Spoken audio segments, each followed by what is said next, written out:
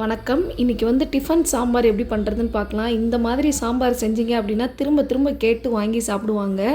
First இதுக்கு நான் ஒரு 1/4 கப் அளவுக்கு பாசிப்பருப்பு எடுத்திருக்கேன். அதாவது கிராம் கணக்கில் சொல்லணும்னா ஒரு 50 கிராம் பாசிப்பருப்பை நல்லா கழுவிட்டு, இப்போ 1 கப்பு பாசிப்பருப்பு எடுத்தீங்க அப்படின்னா அதுக்கு 2 கப்பு தண்ணி ஊற்றிக்கணும்.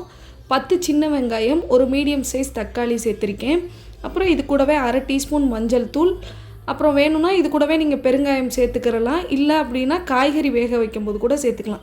இப்போ குக்கரை மூடி கரெக்டாக ஒரு 2லேருந்து 3 விசில் வச்சு வேக வச்சு எடுத்துக்கோங்க. பருப்பு நல்லா இந்தளவுக்கு நல்லா வெந்து வந்துடும். இதை நல்லா இந்த கரண்டி வச்சே நல்லா மசிச்சு விடணும். மசிச்சு விட்டதுக்கப்புறமா இதில் காய்கறிகள் பார்த்திங்கன்னா நான் ஒரு முள்ளங்கி, ஒரு கேரட்டு, 5 அவரைக்காய், 2 பச்சை மிளகாய் சேர்த்துருக்கேன்.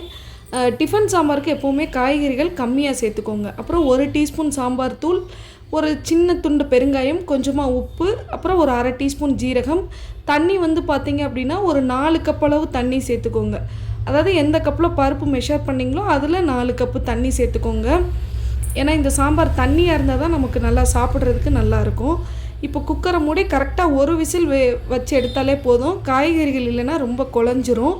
ஒரு விசில் வந்ததுக்கப்புறமா நல்லா ப்ரெஷர் போனதுக்கப்புறமா குக்கரை ஓப்பன் பண்ணி பார்த்தீங்கன்னா நல்லா சாம்பார் இந்த அளவுக்கு இருக்கும். இப்போ இதுக்கு தாளிப்பு கொடுத்துடலாம். இப்படி இருந்தால் தான் நல்லாயிருக்கும்.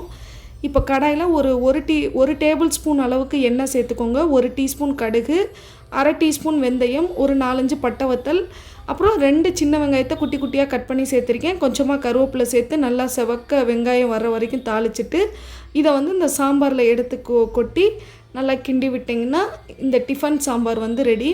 இது இட்லி, அப்புறம் தோசை, பொங்கல், இந்த மாதிரி இதுக்கெலாம் டிஃபன் ஐட்டம்ஸ் எல்லாத்துக்குமே இது நல்லாயிருக்கும். நீங்களும் கண்டிப்பாக ட்ரை பண்ணி பாருங்கள். மினி இட்லிலலாம் ஊற்றி கொடுத்தீங்க அப்படின்னா மேலே நெய் தடவி கொடுத்தீங்கன்னா குழந்தைங்க ரொம்ப விரும்பி சாப்பிடுவாங்க. நீங்களும் கண்டிப்பாக ட்ரை பண்ணி பாருங்கள். தேங்க்யூ.